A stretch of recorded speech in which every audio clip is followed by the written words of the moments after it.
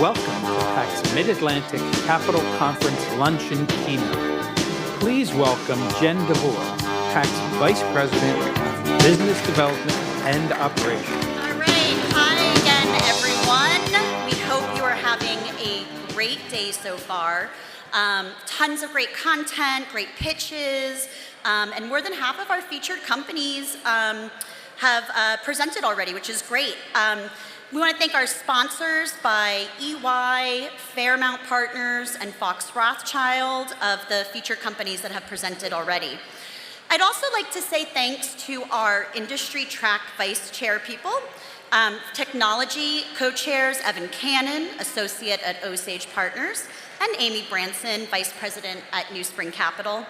Healthcare co-chairs are Kathy Jordan, managing director of Healthcare Investment Group at Ben Franklin Technology Partners, Sabria Stooks, partner SOSV, and Nishant Rastogi, vice president, head of transactions, New Ryan Healthcare Investors.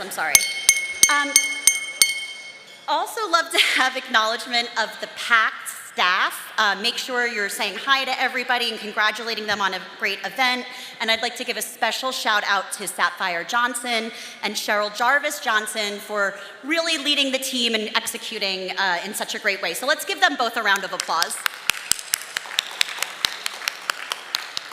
And then, of course, today would not be possible without the Blank Room team for hosting this year's conference and the breakfast. And it is now my pleasure to introduce you to my friend and colleague, Molly Crane, partner corporate at Blank Room. Thank you. It is exciting to see so many key players from the private equity, venture capital, and entrepreneurial communities come together. My firm has a long history with PAC and has always been dedicated supporters of this conference.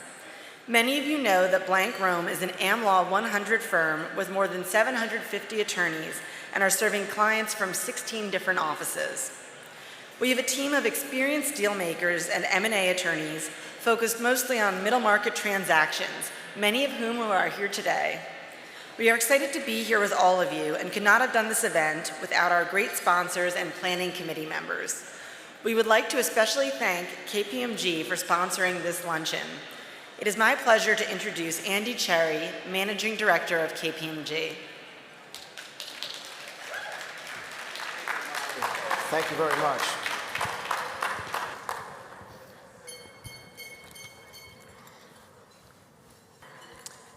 As Dean alluded to this morning when introducing Jeff, this year, 2025, is a special year for the United States, and in particular, a special year for the city of Philadelphia. That's because 250 years ago, the U.S. Navy's predecessor, the Continental Navy, was formed in Philadelphia during an October 1775 meeting of the Continental Congress, made up of delegates from the original 13 colonies that would become the United States. Then, 2 months later, the Congress founded the U.S. Marines in Philadelphia. In addition, June 1775 also produced the Congress's founding of the Continental Army to serve the United Colonies during the Revolutionary War. So with that little history lesson as background, we wanted to commemorate the 250th anniversary of the founding of the armed forces by inviting a veteran of the U.S. military to deliver our keynote address. General Bernard Banks spent the majority of his career in the U.S. Army. Bernie retired from his post in 2016 as a brigadier general, having led West Point's Department of Behavioral Science and Leadership in his final assignment. In addition to having a distinguished career in leadership and organizational change, Bernie's led military units ranging in size from 10 to over 3,000 people. In 2016, the Apache helicopter unit he was leading in South Korea was designated as the #1 unit of its type globally in the Army's annual aviation unit competition. Long before Bernie became one of America's foremost leadership experts, he was learning life and death lessons about momentum, not in the classroom or the boardroom, but in combat, as harsh and unforgiving as the Persian Gulf heat. It was August 1990. Operation Desert Shield had begun, and Bernie, a young officer serving in the 82nd Airborne, was among the first boots on the ground in Saudi Arabia. He and his fellow paratroopers were given one mission: prepare for war. Bernie and his team prepared relentlessly, if not fanatically. And when Operation Desert Storm began in January 1991, Bernie and his unit were ready. Because the squad was so well prepared, over the next 96 hours, they simply overwhelmed what was one of the largest standing armies in the world. Bernie recently co-authored a powerful new book titled The Science of Momentum: How the Best Coaches and Leaders Build Fire from a Single Spark. In it, Bernie uses his decades of military wisdom, academic research, and executive coaching to create a model that any leader, whether military, sports, business, or political, can use to build and sustain momentum inside his or her team.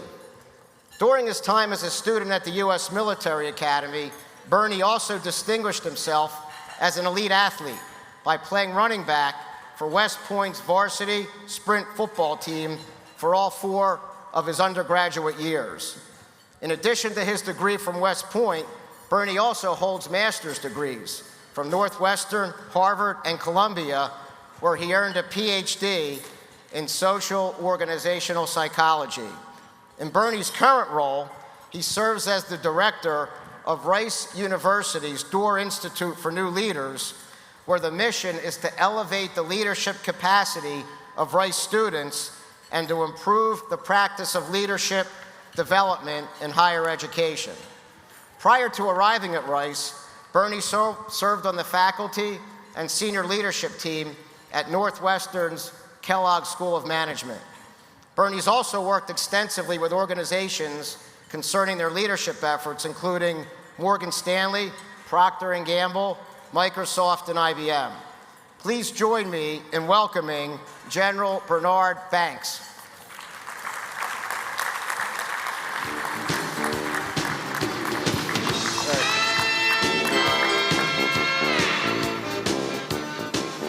All right, so good afternoon.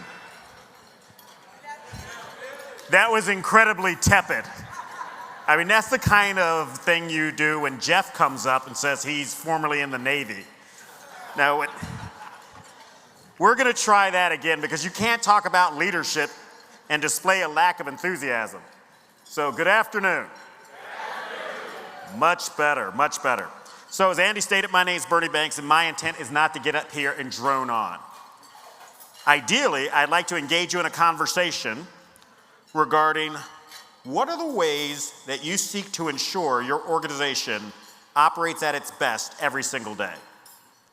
And so I'll share a framework that I've developed, born out of my experience and the experience of many others that I've had the privilege to engage with over time, in the hopes that you can take this framework back to your organizations and use it to improve the outcomes for those you care about, whether it's internal team members or external stakeholders. So we'll talk about several things during our time together. I'll tell you a quick story, and then from there, I'll highlight what leadership actually requires. Then, we'll highlight the importance of coaching your people, not directing your people. It's a subtle distinction, but it's a very important one. Finally, we'll focus on this framework that I call the basics. And you'll hear me say several times, the basics are basics for a reason. Ignore them at your own peril. And we'll also present an opportunity to have a question and answer session. So let's start with a story. Who here knows the tale of Alan Mulally when he was leading Ford? Anyone? One hand? You remember it? What do you remember about the story? Anything? Very little? Now, I'm vertically challenged, so now that I'm off the stage, you might have a hard time, but you can hear my voice. All right, so Alan Mulally grew up as an engineer. He built airplanes for the Boeing company, and he was very good at it. Ultimately, he became the president of Boeing Commercial Aircraft, which produces 2/3 of all commercial aircraft flying globally. And Alan was on the short list to potentially become the CEO of the company. But ultimately, he was not selected. And so Alan made the decision that he was going to depart Boeing, even though he was beloved there. And they wanted him to stay desperately. But he said, maybe now is a good time for me to transition. I'm going to think about what's next. And so he departed Boeing with the intent of waiting until a major aerospace role made itself available. And then one day he gets a call from the great city of Detroit. Now, Alan says, there are no great aircraft manufacturers located in Detroit. Who could be calling me? And it was Bill Ford, the executive chairman of the Ford Motor Company. And he said, we'd like to talk to you about an opportunity. Now, this is the early 2000s, and Ford was not doing well. They were losing a lot of money. In fact, they were losing $17 billion a year. And it was widely believed that if they couldn't turn it around, Ford might go the way of the Edsel. And so Bill says, hey, we'd like to talk to you about this opportunity. And ultimately, Bill offers him the job of CEO of the Ford Motor Company. Now, obviously, Alan was very flattered, but he had concerns. And so he reaches out to his mentors and says, I'm being offered this opportunity to take over the Ford Motor Company, a global, iconic brand, but they're in tremendous distress. What do I do? Now, he wanted to be a CEO. What do you think his mentors told him? Company's losing a lot of money. It's a tremendous opportunity. First-time CEO gig. You're one of the mentors. What do you recommend? What do you recommend? Yes or no? Anyone here? Say yes, right? Got to be in it to win it, right? If things go south, it's okay. You'll jump out of the burning airplane with a platinum parachute. Every one of his mentors said, don't do it. It's highly likely these guys are going down. It doesn't matter if it's your fault. If it happens on your watch, you'll never get a CEO job again. They all said, don't do it. Then he spoke to his family. And his family said, if you believe you can help these people, you should. And it was only after his family convinced him that it was the right thing to do that he elected to take the job. Now, when he flew into Detroit, they picked him up and they take him over to the executive offices of Ford. When they drive down in the parking garage, he notices something that's very curious. Not a single executive drove a Ford. And they give you the cars. No one who had a labeled parking spot was driving a Ford. Not even a cool Mustang. And so he notices this and he's like, this is going to be a big effort. And he starts what he called a business process review. And we'll talk about this later on. But in establishing this business process review, he took all of the company's major initiatives and all of the leads for these initiatives, and they had a weekly meeting to discuss how things were going. And it was color-coded: green, yellow, red. Now remember, they were losing lots of money. But for weeks, every single person briefed, their status is green. We are green. Until one day, one of the business leads says, we're yellow. And a hush went over the line. Because in Ford's culture, prior to Alan, that was an off with your head moment. They had built a culture where you could not actually tell the truth, that you kind of papered over things. And Alan kind of chuckled because he said, if we're green and we're losing $17 billion, I'd hate to see what yellow or red looks like. And so when the individual says, we're yellow, Alan's response was, okay, well, I can't figure out how to make this happen, but the people who can make a difference are all on this call. Let's start figuring out how we can actually collaborate effectively. Long story short, they became the only one of the major domestic auto manufacturers who did not take the government bailout. They completely revamped their product line, and they started to win awards for their products. And Alan today is widely lauded as one of the most successful CEOs of this century. And Alan will tell you it's because he simply took the company back to the basics. He took them back to the basics. And so I was fascinated by this. And as I start to go into organizations around the globe and start to see what distinguishes the ones that are doing really well from those that have tremendous potential but aren't actually living up to their potential, something became patently obvious to me. And that's what I'd like to share with you today, because I believe it could be very useful for all of you. And so here's the reality. Leadership is not easy. Leading a company is not easy. Who here right now would say, my organization is contending with a significant challenge? Whether it's talent, tariffs, regulatory environment, competitors, who's got significant challenges? A number of hands, right? Now, some folks might lament that, but others lean into it. Because here's the reality. Obstacles are challenges for winners, and they're excuses for losers. It's always easy to point a finger and say, somebody is accounting for my lack of success.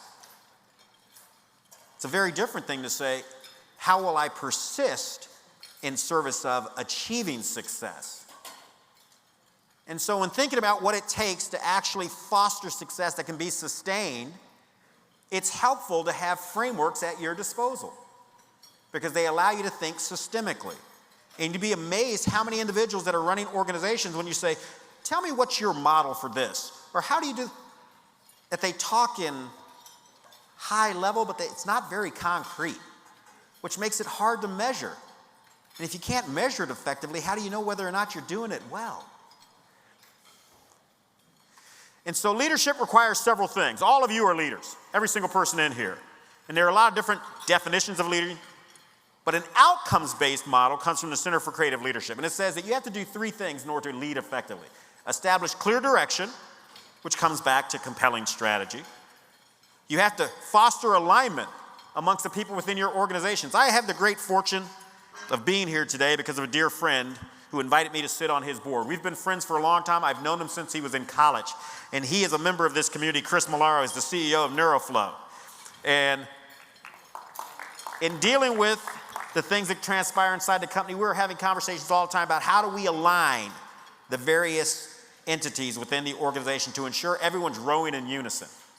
One of the things I love about coming to Philly is when you come at night and you see the lights on over where the rowing houses are. It's just iconic.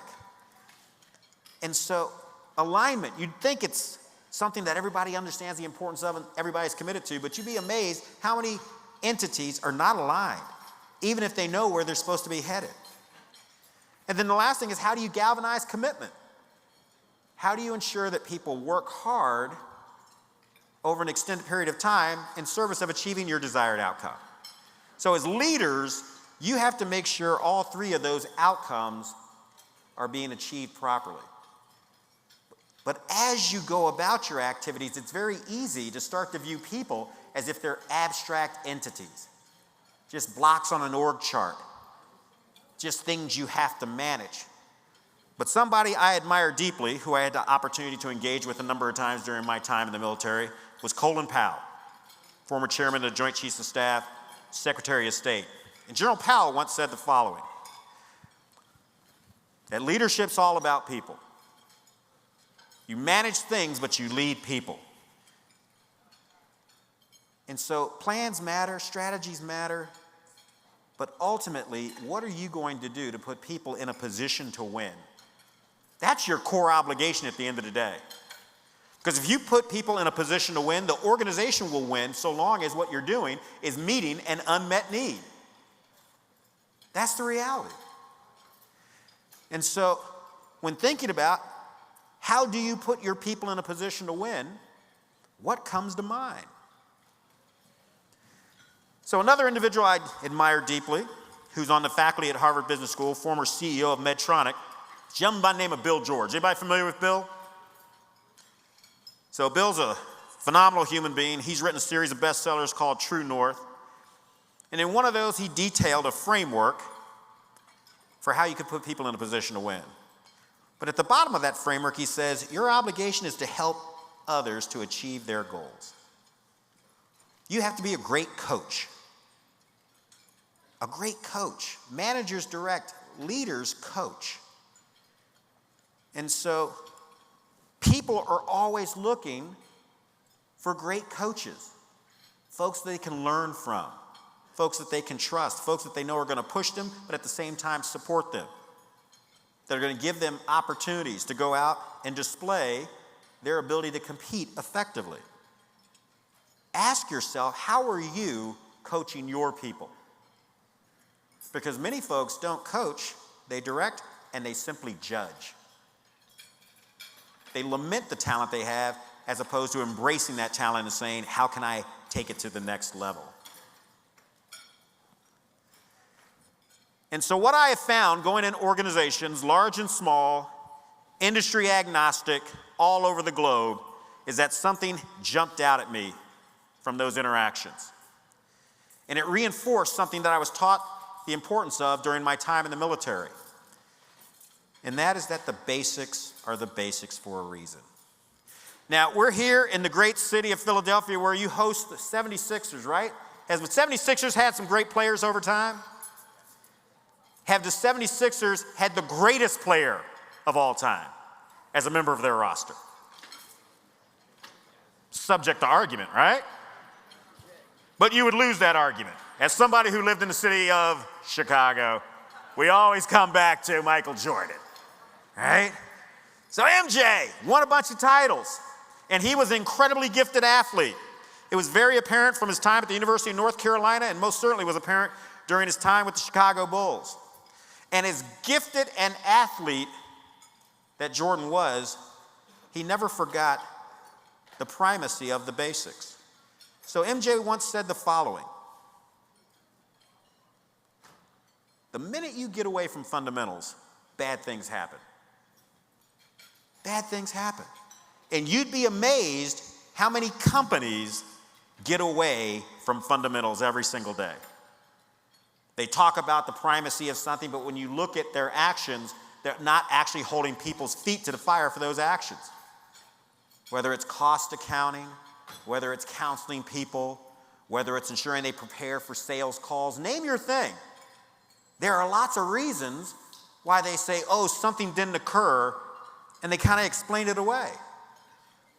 And then instead of saying, well, how do we ensure that that doesn't happen again, they just keep moving on. And they start ignoring their fundamentals and hoping for great outcomes. And it might happen once, it might happen twice, but you can't sustain it with that model. You just can't. And Jordan knew that. Jordan pushed others on the Bulls really hard, because he said, this is what's required for us to achieve excellence and to sustain it. It always came back to the fundamentals. And I was taught this in the military. So I had the privilege of flying this aircraft. That's me back in the day somewhere over the Republic of Korea doing a job I loved. It was an amazing job. It was a childhood dream. My father was a military aviator, and from the time I was 4, I said, I want to be a military aviator. Now, getting there was not easy, but once I was there, it exceeded my childhood dreams. And I loved it. I loved everything about it.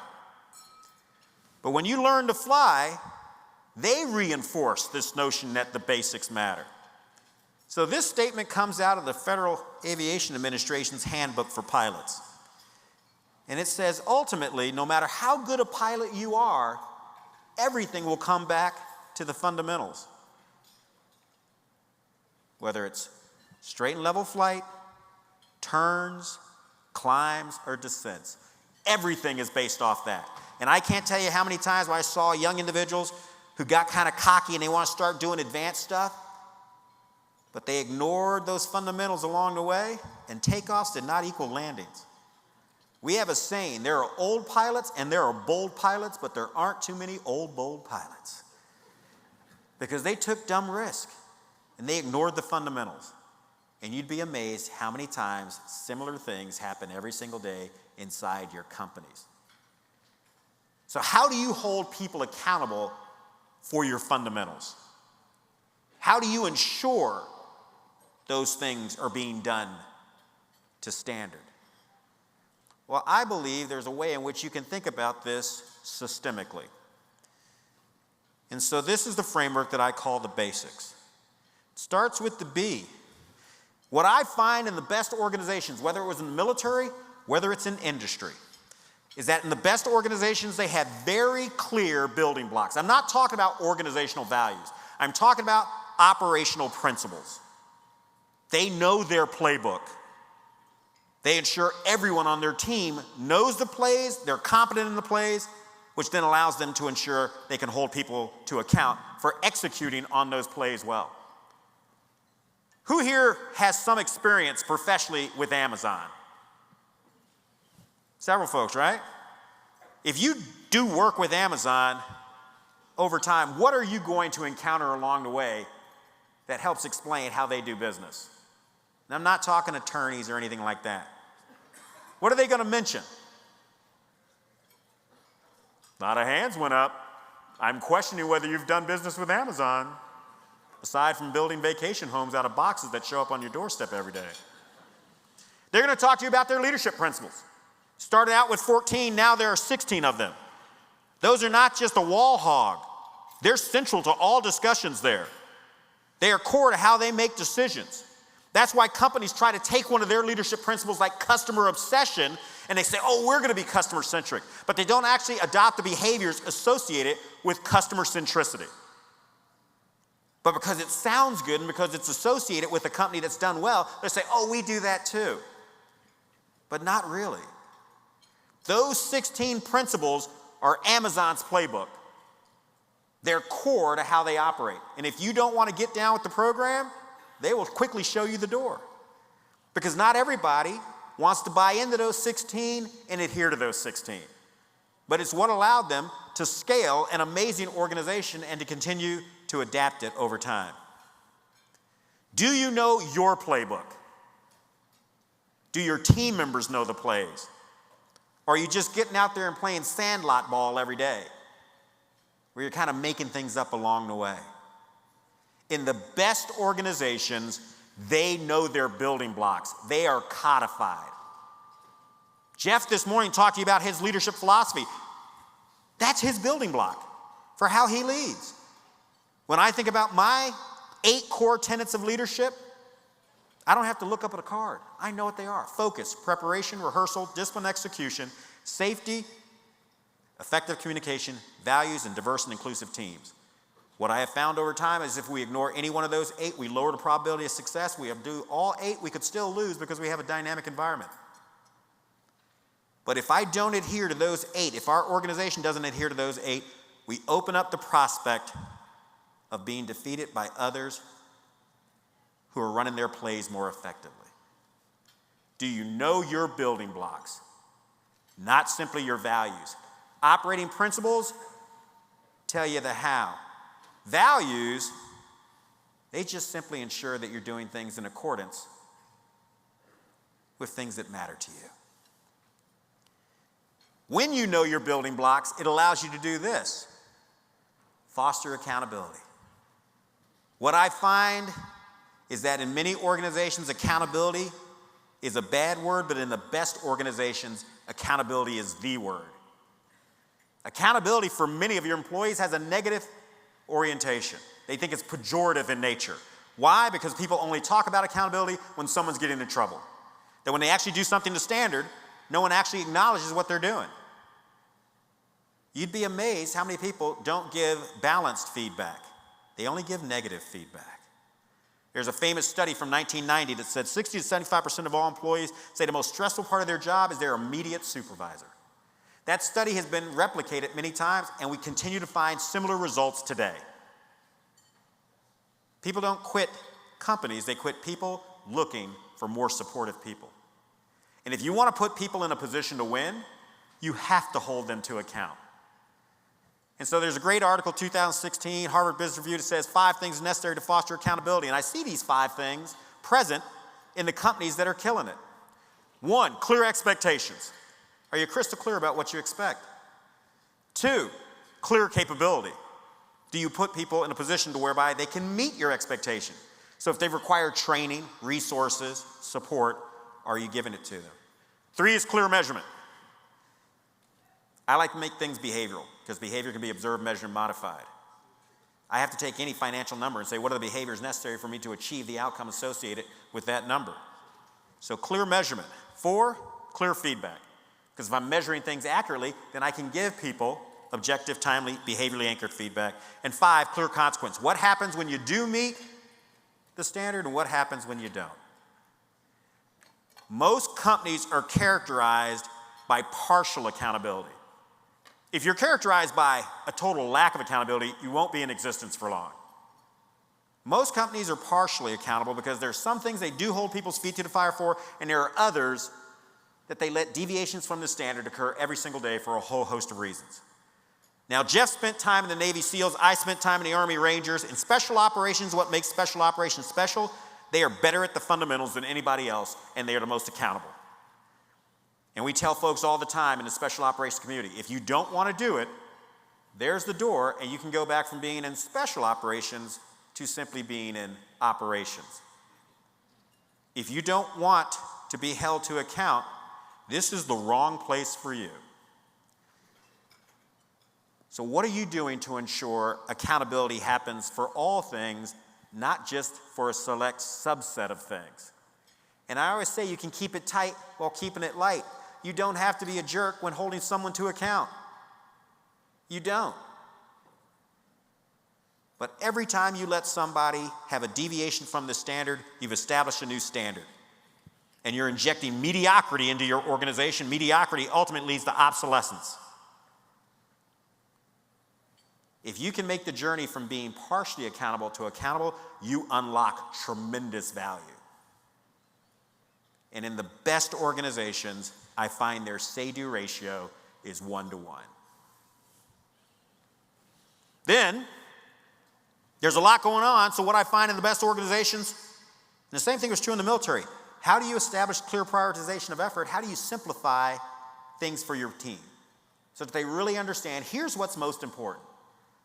So earlier they were talking about combat operations I served in during my time in the military. And when you've got young soldiers and there's a lot of things going on, the last thing you need to do is start yelling at them because the environment's already stressful.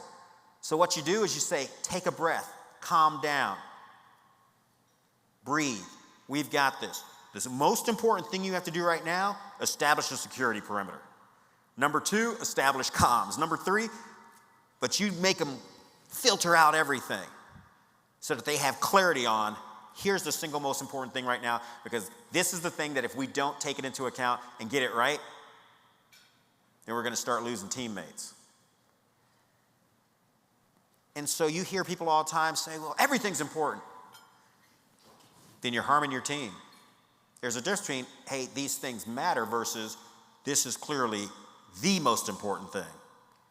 And here's the second most important thing. In the best teams and the best organizations, leaders simplify what needs to be accomplished. They give people a cogent understanding of the why, what must transpire, and what success will look like. And they do it over and over and over again. And so if your people aren't coming to you with clarifying questions and you're not providing answers to those questions, you're just sending them away saying, figure it out, odds are they might flounder for a while.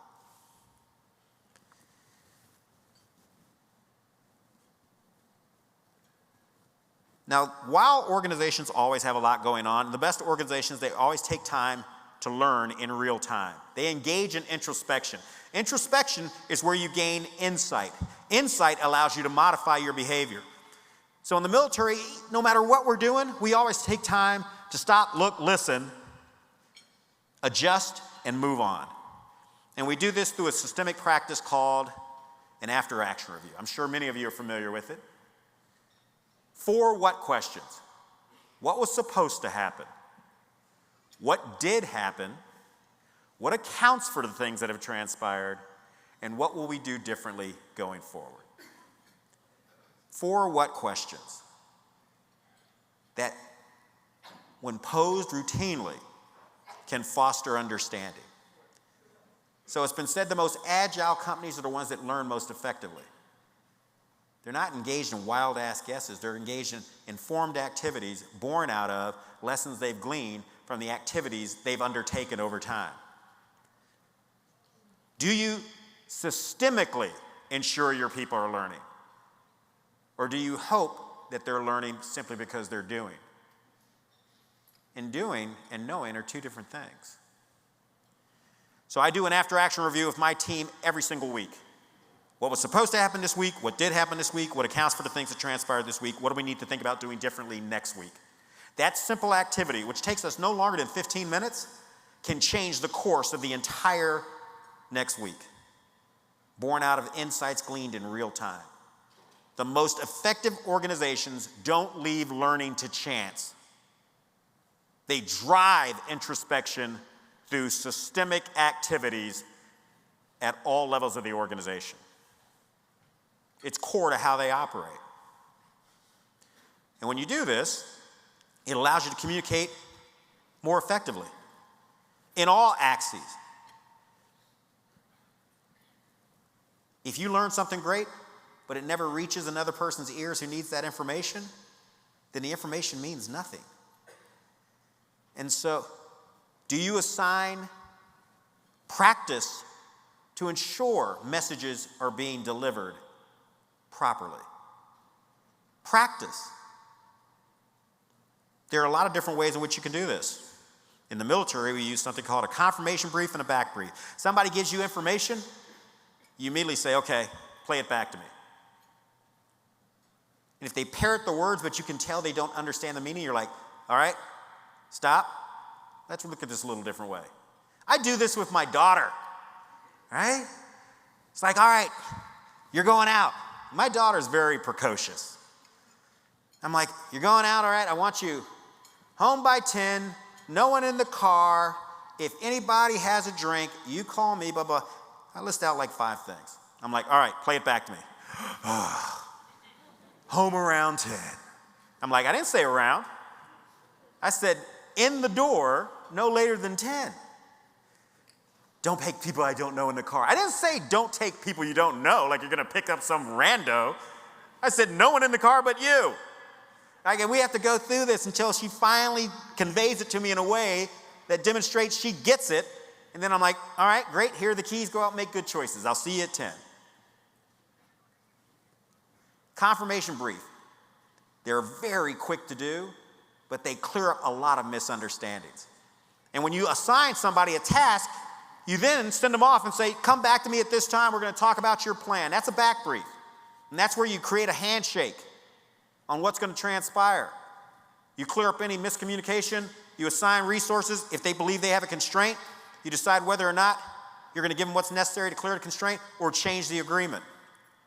But those 2 practices can enhance organizational communication effectiveness tenfold. You'd be amazed how many folks, who here's been in the meeting where the last thing you do, you go, hey, you good to go? Tracking? We ready to rock? You on it? And everyone's thumbs up, good to go. They walk out the door, you go, know what's going on? F no. And then off they go into the universe in the hopes that they're going to somehow figure it out. Because they didn't ensure clarity, they hoped for clarity. And it also conveyed there was a lack of psychological safety and trust in that room that they couldn't actually say, here's what I do guess, and here's where I need some clarification on. Right? It's fascinating. You'd be amazed how many people believe effective communications is common sense. It's not. It's a skill set. And most folks have not sought to refine that skill set, and they most certainly have not sought to drive those practices throughout their companies. And the best companies, they work on this over and over and over again. And then the last thing, In the best companies, they're always thinking about what short-term actions am I taking in service of a long-term objective? How do I foster sustainability? Things like talent development are a sustainability activity. If you go back to 1958, the average lifespan of a company that was listed on the Standard & Poor's 500 index was 61 years. So if you reached a position of dominance in your industry, you could sustain that competitive advantage on average for 6 decades. By 2015, that number had compressed to 18 years, and it's continuing to compress. The lifespan of successful organizations is getting shorter and shorter. And for those that are beating the odds, it's because they have outstanding leadership teams that foster innovation. It's change or die. So if you're not thinking today about what sustainability action you're taking in service of creating competitive advantage for tomorrow or sustaining your relevance, you just inserted another deposit into the mediocrity bucket. The best organizations are always thinking about how will we sustain ourselves. And so these are the basics. This is what I find has distinguished the companies that are killing it from the companies that are getting killed. It's never a bunch of advanced stuff. It's not about having the killer IP. It's not about, it's that they do their basics better than anyone else. There's a movie, Remember the Titans. Starred Denzel Washington as a football coach back in the 1970s in Alexandria, Virginia, leading a team that had just been integrated. And in the movie, they have a scene where he's talking about his playbook. The playbook's not thick. And they're like, this is it? He's like, if you do these plays the right way every single time, they can't stop you and you'll always win. That's exactly what they did. You can tell somebody, I am going to do this. And if you do it well enough, they can't stop you. Know your basics. But more importantly, honor your basics. Because when you do, you elevate the prospect of generating success. This is what I saw in the military, this is what I see in industry, and this is what I work on every single day. Helping my team and helping other teams to get better at their basics. Because when you do so, great things happen. All right, at this time, I'm open to any questions you might have. And I love questions, like why is it so blustery outside? What's going to happen? Will the Phillies win the World Series anytime soon? Can the Eagles pull it off again? Whatever you've got. What questions do you have? Because if you have no questions, I have questions for you.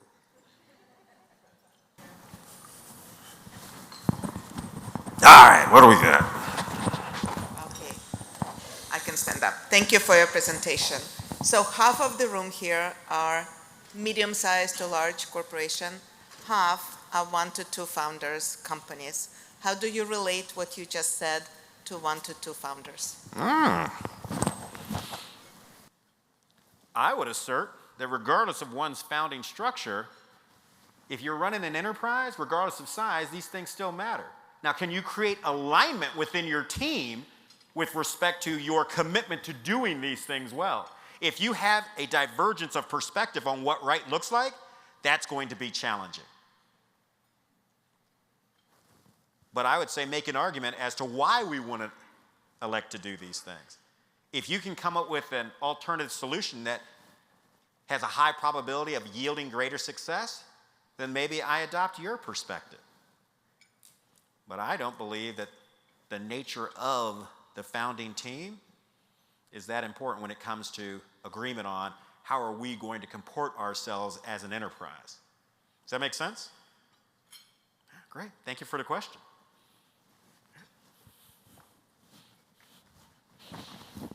Talking to your chest. Thank you. People do it all the time. It's very uncomfortable, but I've gotten used to it.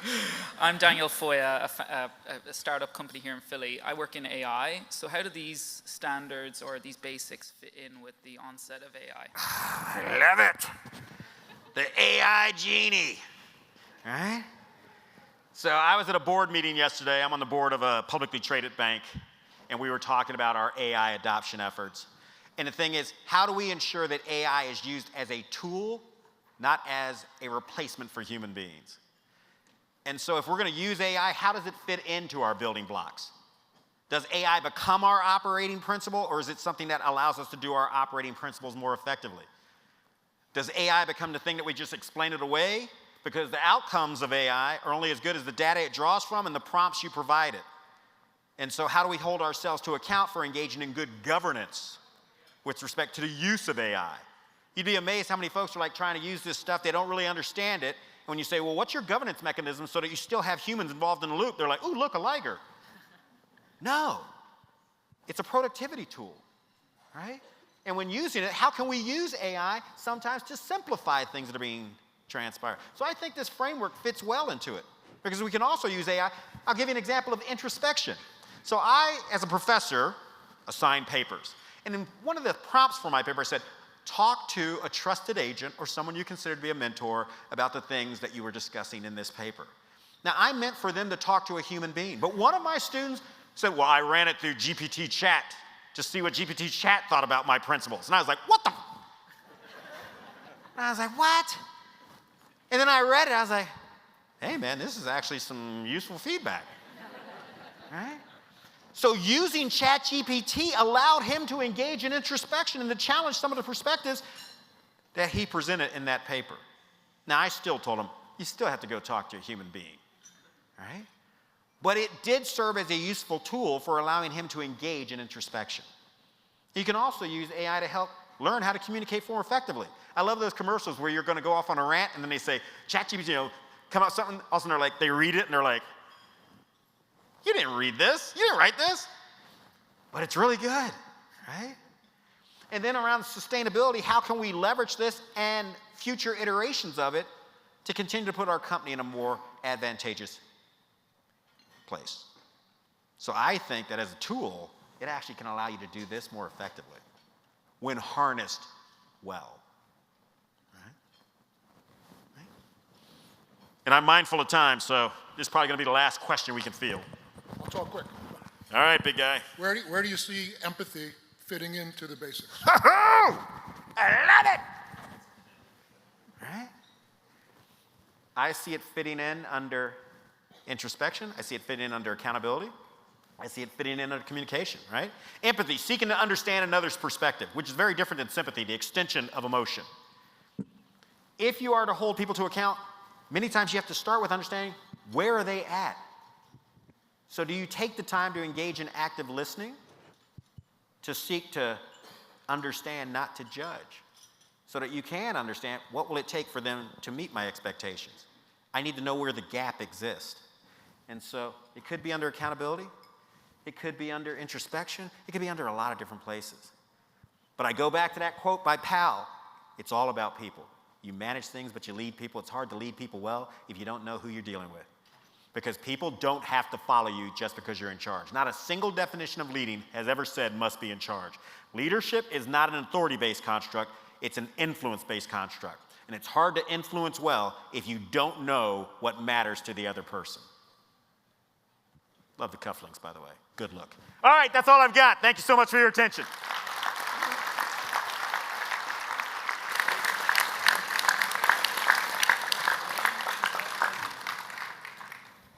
Mike, thank you.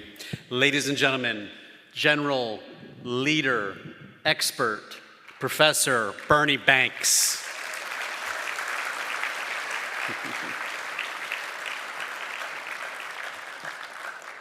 Bernie, I think we all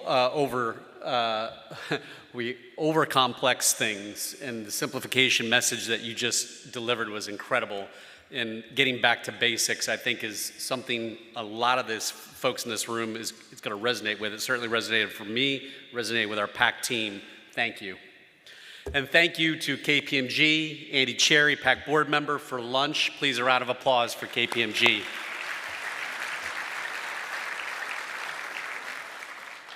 I now invite you to head back to the breakout rooms. We have one more final session of featured company presentations, followed by panel presentations, some break, and then we're back in here for Lion's Den at 4 o'clock sharp, followed by a reception after that.